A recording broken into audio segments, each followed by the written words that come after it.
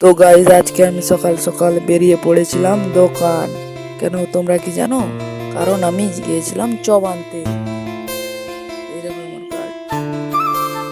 তো guys finally chop নিয়ে বেরিয়ে পড়েছি, দেখতেই পাচ্ছ। আমি এখন রাস্তায় বাড়ির দিকে রওনা হচ্ছি।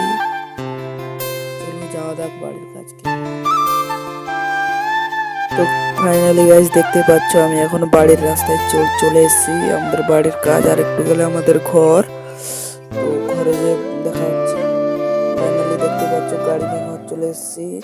এটা হচ্ছে আমাদের ঘর।